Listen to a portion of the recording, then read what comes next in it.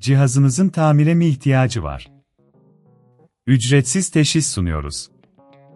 Kapınıza kadar alıyor ve teslim ediyoruz, telefon veya seyahat gerekmez.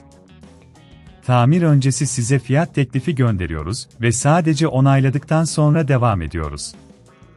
Kolay, şeffaf ve profesyonel. Link açıklamada. Bugün Dyson DC19 modelinizin elektrik kablosunu ve filtrelerini değiştireceğiz. İlk olarak, gerekli aletleri hazırlayalım. Size bir tornavida seti, bir kesici ve yeni filtreler gerekecek. Ayrıca, yeni bir elektrik kablosu da almayı unutmayın. İlk adım olarak, cihazı kapatın ve fişini prizden çekin. Güvenlik her zaman önceliklidir. Ardından, alt kısmındaki vidaları sökmeye başlayalım. Tornavida ile vidaları dikkatlice çıkardığınızdan emin olun. Vidaları kaybetmemek için bir tepsiye koyabilirsiniz. Vidaları çıkardıktan sonra, alt kapağı yavaşça kaldırın. İçeride toz ve kir birikintileri görebilirsiniz. Bu noktada, temizleme işlemi yapmak önemlidir. Bir fırça veya vakum kullanarak iç kısmı temizleyin. Eğer bunun çok zor olduğunu düşünüyorsanız, evden alın ve teslimat hizmeti sunduğumuzu unutmayın. Şimdi, filtreleri değiştirme aşamasına geçelim.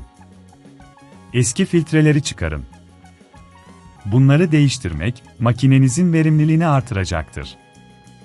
Yeni filtrelerinizi dikkatlice yerleştirin. Filtrelerin doğru bir şekilde oturduğundan emin olun. Bu cihazın düzgün çalışması için kritik öneme sahiptir. Son olarak, yeni elektrik kablosunu takma işlemine geçelim. Eski kabloyu çıkardıktan sonra, yeni kabloyu doğru şekilde bağlayın. Kablonun bağlantı noktalarını kontrol edin ve sıkı bir şekilde oturduğundan emin olun. Her şeyin doğru yerleştirildiğini kontrol ettikten sonra, alt kapağı tekrar kapatın ve vidaları sıkın.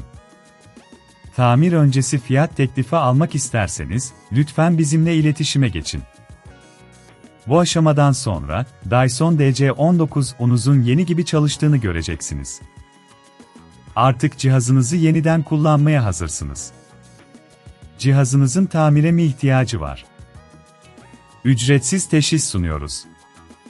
Kapınıza kadar alıyor ve teslim ediyoruz, telefon veya seyahat gerekmez. Tamir öncesi size fiyat teklifi gönderiyoruz ve sadece onayladıktan sonra devam ediyoruz. Kolay, şeffaf ve profesyonel. Link açıklamada.